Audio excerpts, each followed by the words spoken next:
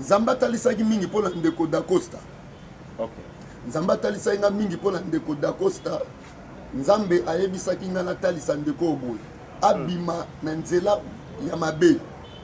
Parce que diable déjà simni motema na makasi. Azolinga memaye a dérouter. Pe chemin na kokende. Eza chemin moko oyo. Et ko troubler vie na pe ko bebisa bomo na ye. Oh, nazo mona vraiment na kati ba raisonnement, nazo mona vraiment na kati ba pensée moko approfondi. Compte tenu ya vie na ye. Azane loko moko oyo ezana bomo na ezo tungisa makasi. Ezo memela ba raisonnement. Ezo memela asudukaka. Or nzambe azolinga te. Nzamba za la besoin na ye makasi. Sala nzambe be bazwa répondre la penza ba message ezo bima. Abizara bitumba ya étoile.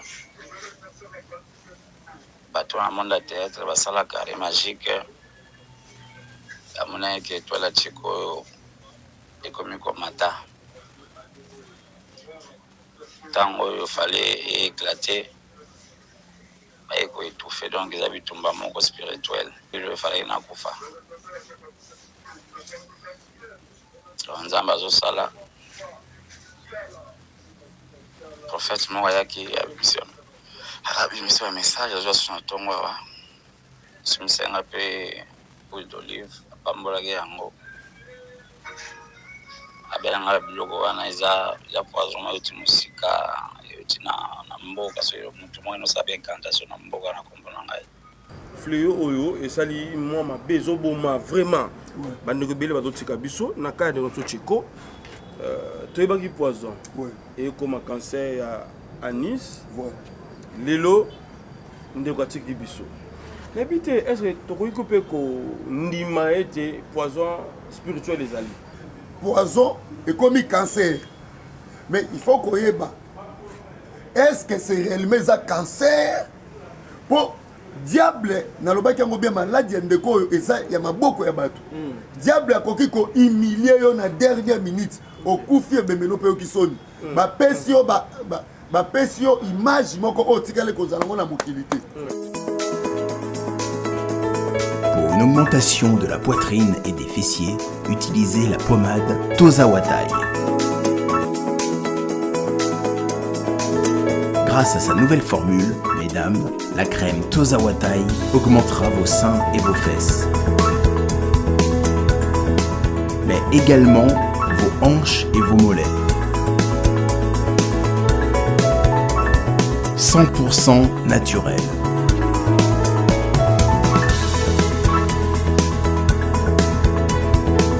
Cette pommade sera également efficace pour les hommes car elle augmentera et vous rallongera votre pénis.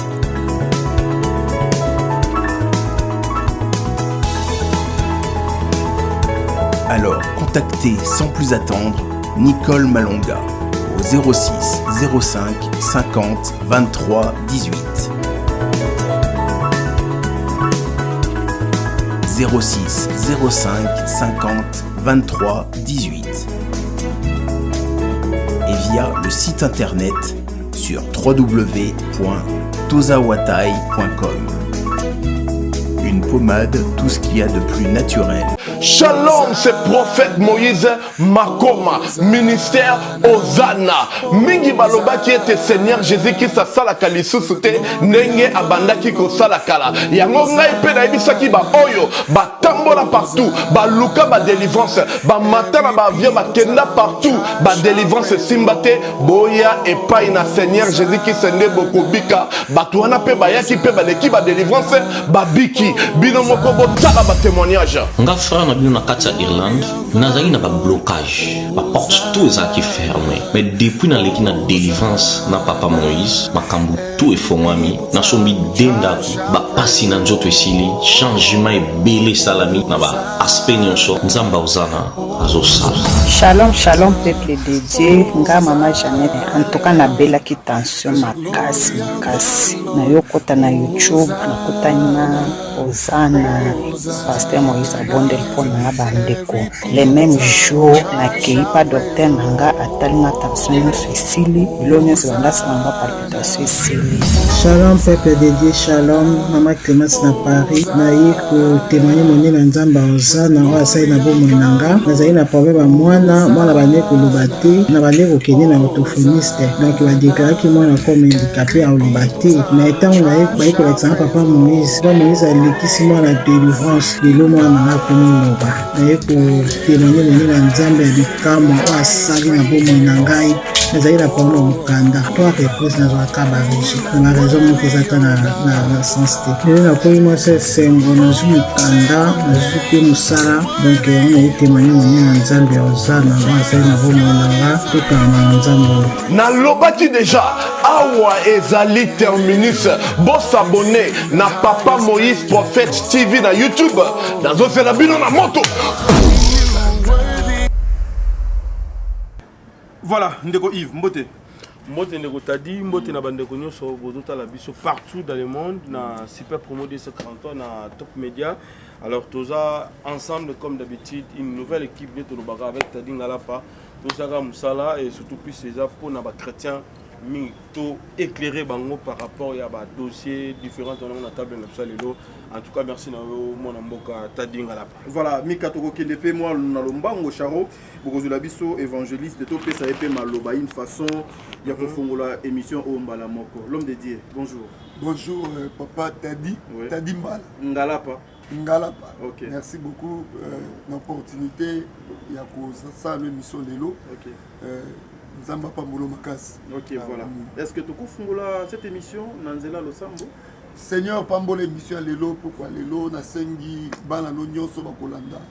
Émission lelo bas sepela ba pambwama un plus bakisama ozali nzambe te za musika et bandel kino suka émission oyo bonzambe la bonzambe rené le siko na komba Jésus-Christ. Amen. Amen. Voilà, la toute première question Nazoya tout droit parce que vous avez toujours de messages Dieu m'a dit, j'ai vu.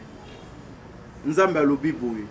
Selon vous l'évangéliste, c'est quoi la mort? Est-ce que ezali normal te que mutu akufa normalement lokola Nzambe atindio na mokili pe azuyo? Liwa bongo ezali. Nalobaka ngo plusieurs fois. La mort est naturelle. Mutu to okufa, ngana okufa yo okufa. Mais il faut batuba retenir que liwa ezana ba tana yango sengeli e na via mutu. OK. Mutu faut à vivre na ba année o nzamba tindi mutu asana mokili. OK. Mais loko soza ka mabe makasi oyo ekotaka mokili abuto ekotaka kindoki. Soki mutu akokisi ba année o nzamba lobaki ta sala mutu longwe na mokili. OK. C'est par là que to mona ke to benga ngo la mort précoce. OK. OK. Bible lobi na biso mutu fa vivre 70 ans 80 ans. Selon Psaume 90 verset 10. Bible est ajouté mutu fa vivre 120 ans. Selon Genèse chapitre 6 verset 3. Mutu fa vivre 120 ans. Mais lelo omona mutu azokufa 20 5 akokisa ba année nzamba lobi na Bible. Bible tuni biso motuna na Ecclésiaste chapitre 7 verset 17. Pourquoi mourrais-tu avant ton temps? Vous avez avant pour la nini. Et l'or ni on sala que muto longwa avant na mokili sans que atteindre l'objectif au nzamba tinda qui est à salle. Et ça pas question. Premièrement, et quoi que la marche à muto. Au Bible lobby, l'âme qui pêche c'est celle qui mourra. Bible a ajouté dans Romains 6 verset 23 car le salaire du péché c'est la mort. Soki muto otambu sa vie na masumu akolongo na mokili avant sans que atteindre ba âge auto ko tanga a na Bible. Ezaka ba cause mususu ya mutu emoko. Deuxième cause ezaka bitumba. Sowe na via mutu. Mutu musu aza kombati makasi parce que kati na ye bato misala ya mabe bandoki bazomona étoile nzamba che. OK. Siko mutu soki aza komi batela te na kati ya losambo bitumba tango tele makawana. Soki mutu aza la prière tendo mona ka mutu aseni akei mutu akufi avant. Ngana mona batu bantera bango na ba prophétie.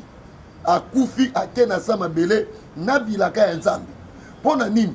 Bazolobela ke mama nzamba kotombola yo papa nzamba azosalelo makambo. Oza na avenir, oza na étoile okobonga.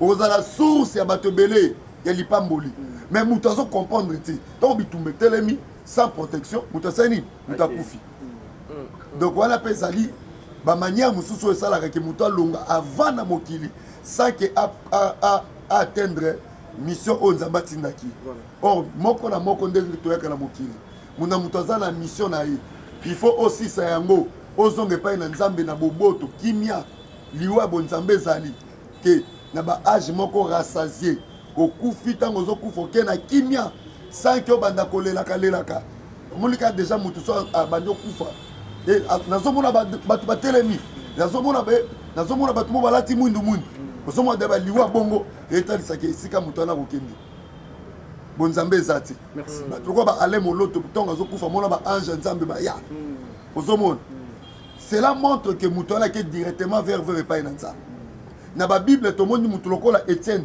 ntango apôtre Paul azolapide azoboma ye amoni mapate efungwami asengeli bato bazoboma ye bolimbisa epai nzambe c'est ça oyo tozobenga liwa oyo euti epai na nzambe lole kofungwami mais baoyo tozomona lelo il faut toexamine toyeba est ce que ye moko afungoli porte ou bien eza bitumba ya vi na ye donc eza baquestion na kozongiselo yango. Merci beaucoup Papa Yves okoloba nini nayinakile directement na poison po tomoni yango moto ezorégner à ce net moment fléau oyo esali mwa mabe ezoboma vraiment bandeko ebele bazotika biso na kaya ndeko so chiko toyebaki poison ekoma cancer ya anis lelo ndeko atiki biso nayebi te estce tokoki ko mpe kondima ete poison spirituel ezali ndenge olobi bato bazokende mwa avant yaka ndeko so cheko prophète abimaki abi ndeko cheko akufa susu te question mpe natunaki yango lote fois oyaki prophète na ye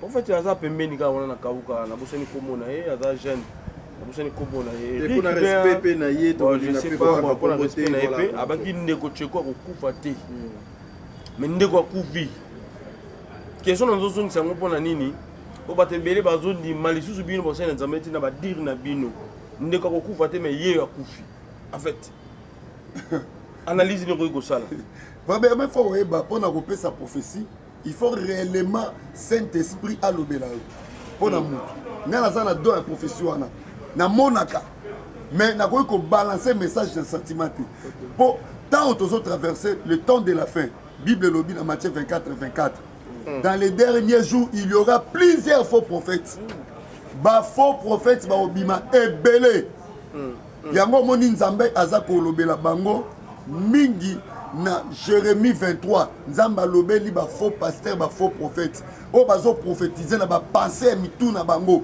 nzambe alobeli ete me abalanse mpo bamoni aza super. Ce sont des genres de prophètes au temps de la fin oyo tozovivre à cause de la visibilité batia eka babenga ye abalanse eloko nzambe alobi te. Jérémie 23 ndenge Bible elobi nzambe alobi malheur kolanda bafaux pasteur bafaux prophète bazoprophétize na basentiment mitema na bango me ngai nzambe alobeli bango te. omoni ndeko alobi na minimize te liwa ezali na ndeko na biso oyo ndenge papa na biso cheko ndenge akufi liwa ezali mais nalobi yango plusieurs fois poison ya molimo ezali ndenge sida kindoki ezali ndenge bamalaria kindoki ezali poison mpe ya molimo ezali parce que diable a modernisé makambo lisusu ndenge technologie eza koévolue il faut boyeba ke technologie ya mokili eza koévolue mayele wana la plupart mosusu bakenda koluka na source ya ténèbre ozo comprendre alors ndenge technologie eza koévolue na monde il faut boyeba ke makambo mpe ya molimo eza koévolue komi mpe na badimension moko plus élevée biso mpe bana nzambe il faut tointensifier prière po tocontrekale koatake kobloke baplan nyonso malgré bakodéveloppe misala na bango mais biso ntango toa na prière totelemi prière eleki technologie actuelle donc yango wana liwa ndeko lobi elongwe poison ekomi cancer ya nini ya anis mais tokoki koanalyse ensemble cancer ya anis ekoki koya na vie ya mwana mobali koma premièrement toyebi maladi wana naza médecin te mais selon ndenge namonaka na basexologue souvent nde baloba bapointaka mingi bato bazalaka bahomosexuel ou bien PD bato bazalaka bapd mibali bamikomisa basi bachange nature ya nzambe na bavie na bango lokola bango bakorrigea nzambe nde mingi bazwaka cancer ya nini ya anis parce que ezali voix oyo bango bakenda kosala babesoin na bango. Mais en réalité tant médecin azoloba ke ndeko na biso azwi cancer poison ekomi cancer, mais il faut koyeba est-ce que c'est réellement un cancer pour diable nalobaki yango bien maladie ndeko oyo eza ya maboko ya bato. Diable akoki ko humilier yo na dernière minute okufi ebemelo pe okisoni bapesi yo bapesi yo image moko oyo tikale kozala ngo na mokili te parce que maladie ya kindoki ebimisaka batete ebele ekoki kobimisa cancer ya nis nde balobi ekoki kobimisa ekoki kodevelope babiloko ebele mais eza kaka noyo moko ya sorcellerie. Ok. Vous comprenez? Oui. Donc malgré docteur alobi bongo, est-ce que vie ya ndeko na biso atambusaka vie na ndenge ni mais nga na yebi ke nzambe nda yebi marche na biso nyonso na mokili ezala yo ezala nga moto ayebi nde totambola na se na moi eza nzambe. Docteur akoloba mais docteur aza nzambe ti parce que oyo ya moni mais origine eloko wana ayebi yango te sike wuti juste après opération ndeko ayeko kufa donc voici l'opération samedi. Voilà. Dimanche très kitoko babimisi michopo libanda pour ça la selle. Voilà. Ayeko senga eloko pe akolia mwa muki alie na ye abimi abina kokite na kati ya hôpital na bima libanda za mwa mupepe libanda abima to solo la 19h libume bandi ko vimba 21h abandi kolela lisusu bakoti au sel les obimate ale basengi souvent bakisi moko wana papa ba docteur basali tout bakisi ye asali moi petit besoin ngo voilà et l'équipe après à partir de 0h ndé situation comme ma belle lisusu koleka ndeko ayo kufana 3h est-ce que tu baka bondoki wana o comédien wana memaki ndeko na biso et sengaki lipaswe ya tete le temps lipaswe yende sali ndeko atika biso ezali babiloko ya monde ya butu bato babela maladie ya bandoki nde bakomprendre makambo na zoloba parce que mutu mitema mabe soki alingi asisa yo afinir na yo soki ake na ndako ya nganga kotravaille vie na yo soki ozala bonzambe te makambo wana oyo basali ekosimba yo soki esimbi yo ekoki bakoki komanipule yo bakobimisa meme sida kindoki bakobimisa meme cancer bakobimisa nete estomac parce que nga naza nzambe te mpona juge marche ya ndeko moto ayebi marche na ye ntango azalaki na mokili ezalaki nzambe nde ayebi me bamaladi wana ntango papa Yves ozoloba ndenge docteur alobi il faut kobondela nzambe esi réellement koyeba est-ce que marche ya ndeko ezalaki mpe ndenge nini tokolobaka teke azalaki malamu mpo akufi lelo azalaki mutu azalaki na mabe na ye azalaki mpe na malamu na ye ozo comprendre neti yo mpe nanga toza na mabe toza mpe na malamu mais il faut toyeba bamaladi ndenge ezobima bongo moi etaki un homme spirituel nazo comprendre na facilité ke eza biloko ya monde ya butu ebimisaka batete ebele ya maladi na banzoto ya mutu bakobwaka estomac na nsima estomac ebongwani maladi ebongwani batension ebongwani basikre tout ça ezali baplapo ezali babiloko kindoki esaka bongo mpo nazwaka occasion kosala émission na ancien occultiste moko sorcier ayebisinga biso ntango nazalaka ndoki soki tolingi toboma mutu maladi tokobwaka na nzoto ya mutu eyoza maladi moko botraite yango après ntango ezosila ebimisi eloko mosusu botraite mosusu wana ebimisi eloko mosusu kaka bongo c'est de la même façon esali ndeko na biso tsheko lokola mutu nde akendaki na ndako ya nganga kobwaka maladi famille na ye mpe na kati mpo bafamille nyonso kindoki ezangaka te biloko wana tu fo to épargner famille te to épargner mpe marche ya mutu te nyonso tu wana il faut kotala yango na miso ya molimo yango omoni lelo ndeko na biso akei donc ezosala mpasi epesa mawa Fondation Tabita Dorcas Maman Mireille Maingi a lancé appel à mutu nyonso de bonne foi. Moto nyonso oya sungaka ba ofele nzambe akota likambu na ye. Ba mama bazana fondation oyo bazana bana ebele bazana bato ebele rentrée scolaire yango yo. Bana ba ofele po batanga. Yo muto lingaka ba ofele ba lia mbongo na yo. Ko gaspiller te. Contactez Fondation Mama Tabita Dorcas. À partir ya kubinga Mama Mireille, nde Mama Mireille moi quelque chose à baka, ndazo sunga bana nyonso bazana ba balabala, bazana banzela, benfirmier, handicapé, buna nyonso tout kaka sana ko soutenir bossa makambu nyonso yo vana na harmonie. Fondation Tabita elisu liboso na bino. Kosenga lisungi na 1 euro na yo, na 1 dollar na yo na 1000 francs. Kosunga bitike batanga bazana bonne santé. Bazwa eloka kolia, bazwa tama ya komela, bazwa telamba kolata, bazwa na bonne éducation. Nzambe alobi esenga kopesa eleki esenga kozwa. Ntango ozokanisa babitike eza ozodefisa Nzambe.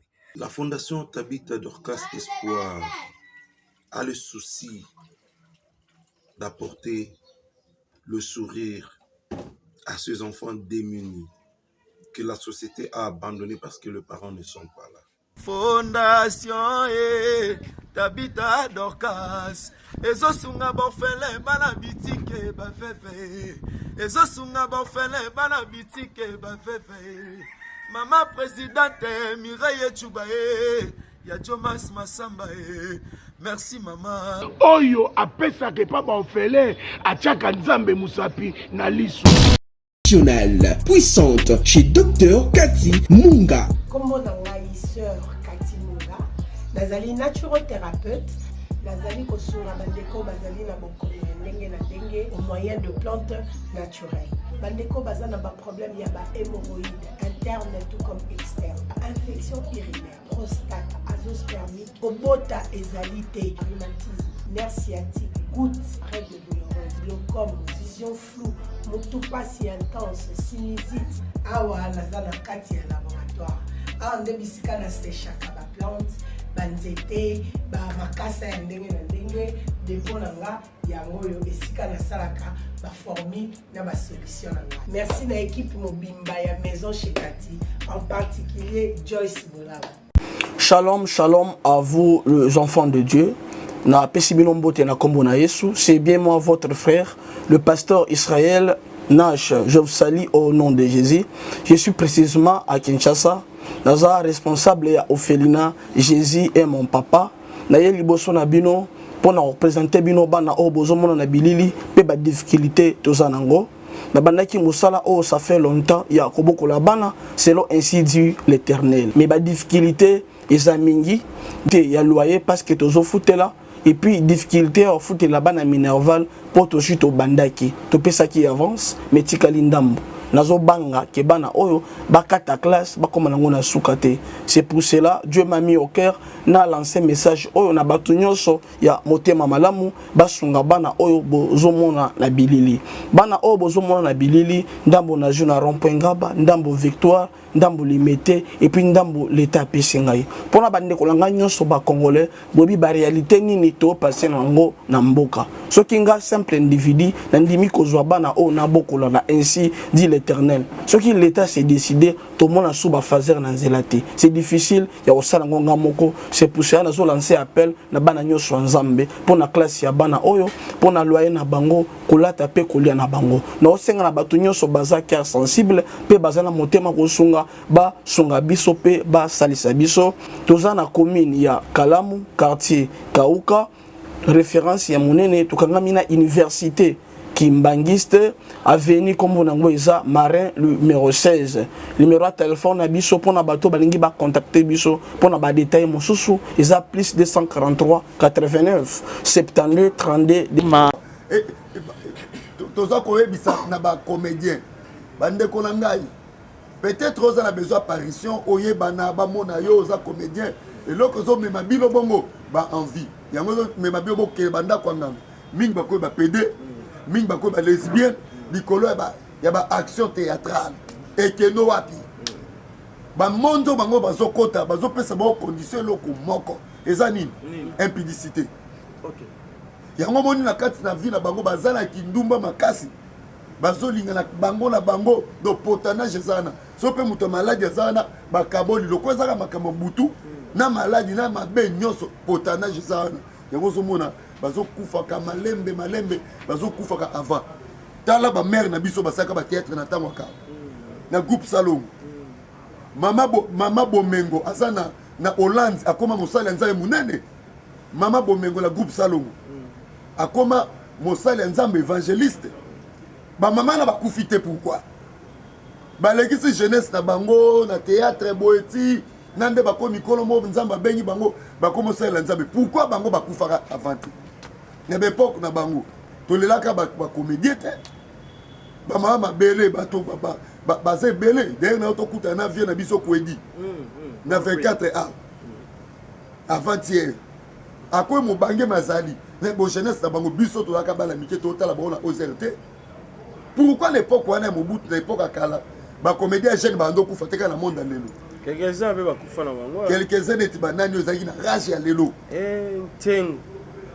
mais est-ce que ça peut avoir un impact chaque année faut boler la comédien ndenge eza lelo ya sikoyo komi mwa passe mais tomoni pe moi désarroi mon besoin na kati avant qu'il a tiré la tadinga là pas maman top très fâché par rapport à la contribution à artistes et comédiens et Salema Kité a lancé message Marie-Jeanne et puis Nénéa bande comme sous pe ba s'en charger na yé ba sepelité ko soit na vraiment zali depuis que ne rapso tcheko maton na tragibiso n'habite désarroi wana zizani wana ko soit na pona o etali bongo mo ya ndeko rapso tcheko koto yo bande muso balobi contribution ba comédie da guité balinga ki ndeko na bangote koto balobi ba yebisa ki bangote n'habite ndeko nanga ivipan iflo na oyebisa yo oyebi monde wana tellement lokwa bango ba yebi nzambe te bakozalaka bongo ba confusion contribution au bango batelemisi lelo mais pourquoi pas tango moto azaki kobela basalaki yango te kozomona ndeko wana nalobaki bien tango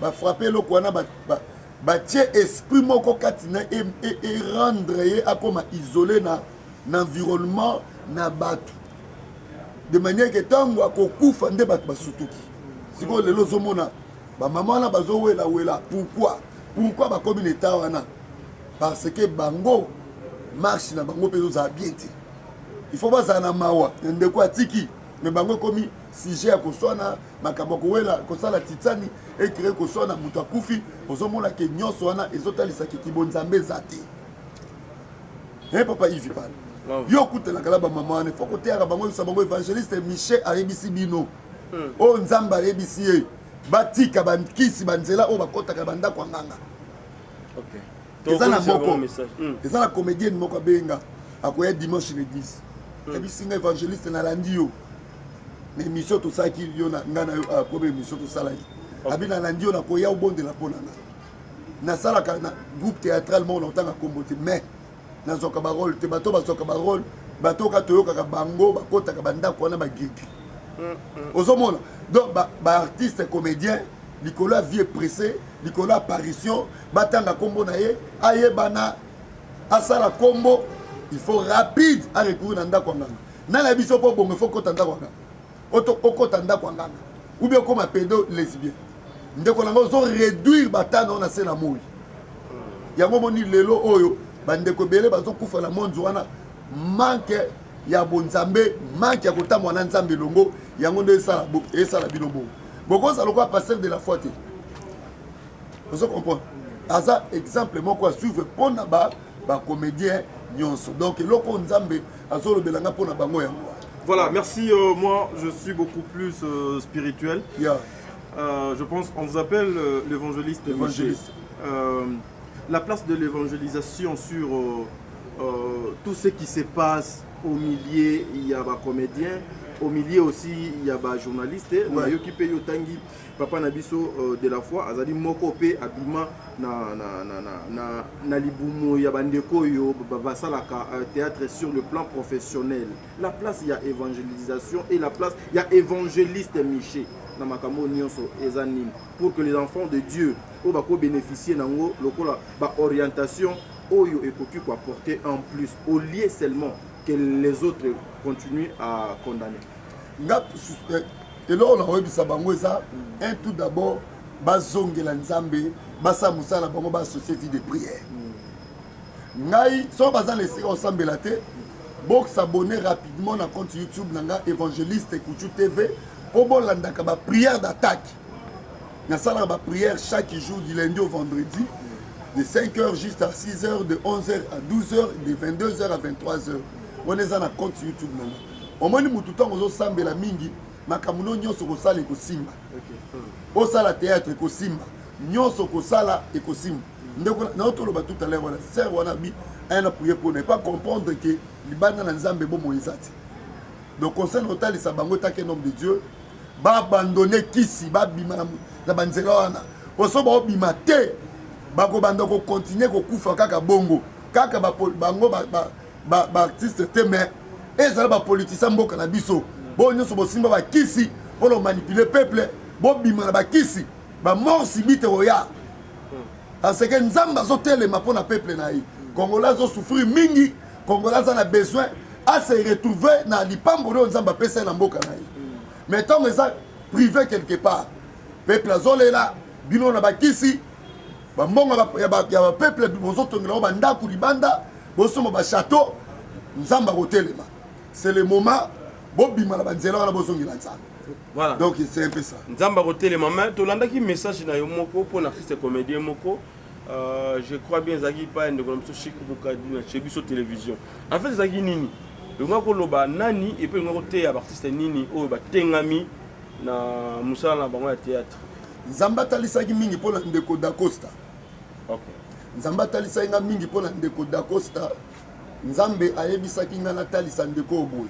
Abima nanzela ya mabe parce que diable déjà simni motema na makasi azolinga memaye a dérouter pe chemin na kokende eza chemin moko oyo et ko troubler vie na pe ko bebisa bo moina oh nazo mona vraiment na kati ba raisonnement nazo mona vraiment na kati ba pensée moko approfondi compte tenu ya vie na donc nzamba zo bisanga na reprocher parce que akeba abimisa lokolo na ye libanda te parce que so katie lokolo libanda malere kolanda makambo ezebele nzamba talisenga mpona da Costa soki akolanda nga akobenga ngai mpo nyonso nakoki koloba ngo ate na caméra soki abengi nga nakopesa baorientation badirective parce que nazomona motema na ye vraimen eza touché aza na eloko moko oyo eza na bomoi na ye ezotungisa ye makasi ezomemela ba raisonnement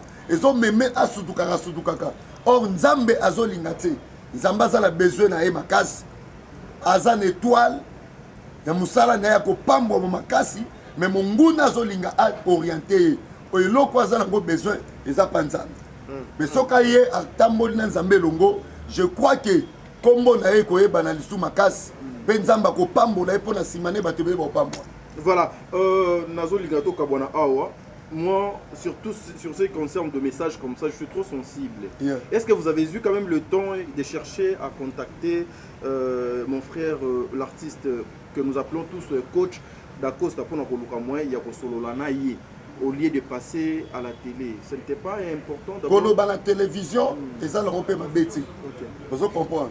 Parce qu'il y a des gens qui ont des vous comprenez? Nzamba ebi soko moni lelo to lobibo parce qu'il y a des choses nzamba révéler la biso. Na beti pelo kwa makasi te awa mais na beti ka ba point. Oyo ko interpeller abenga po message principal na ezali. On a robimisango a boité za manque à sagesse. Voilà. Il faut qu'on lukaye soka amoni numéro nanga a bengi c'est par là que l'on t'a laissé frère tala bo keba bo nde mutu akoyi ko keba.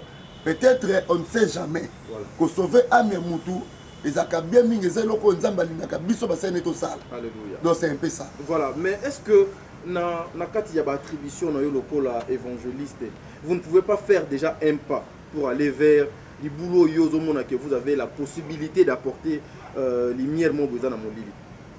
Mais pour la ndeko la biso d'Acosta. Voilà. Yo soza numéro no ko pesa nango après mission na ko contacter. Soki oyebaki ke tokoma na point haut là engeza la kuna kalo baboete ngo pesa ka numéro na bengiye na ebissé mais le quoi déjà question au payer un peu en retard déjà message ça balancé. Voilà, merci beaucoup Yves Pan. Voilà, l'homme de Dieu, numéro de téléphone, prière et puis adresse, il y a Tonga.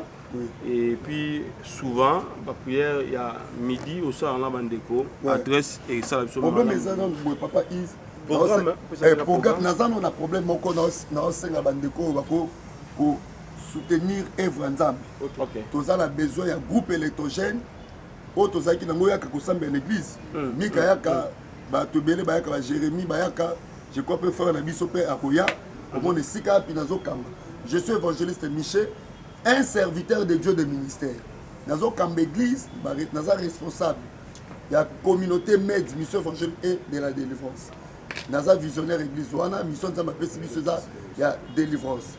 Ndeko église zone na commune ya Kinchi na commune ya Ngaliema na quartier Kamunganga. Avenue Diantela numéro 14 car na areka munganga bien aimé nazo senga na bino bana nzambe o bazana beto ba yibi ko soutenir Evre Nzambe sur le problème à groupe électrogène ou ko sombe la biso auto yaki nango charge mati bien aimé ko semer na musala nzambe za kitoko pe ko créer alliance na nzambe c'est par la foi na yibi ke moto a ko toucher a ko kota likambo nzambo na sambe la ka ko salela yango bien aimé na sengi na pe na bino. Bon rejoindre nga na compte YouTube nanga évangéliste Ekuchu TV parce que tout ça la prière chaque jour du lundi au vendredi chaque 11h, chaque 5h, chaque 22h 1 heure du temps il y a prière d'attaque. To bon de la capo ténèbres attaquer biso il faut to contre-attaquer to attaquer bango.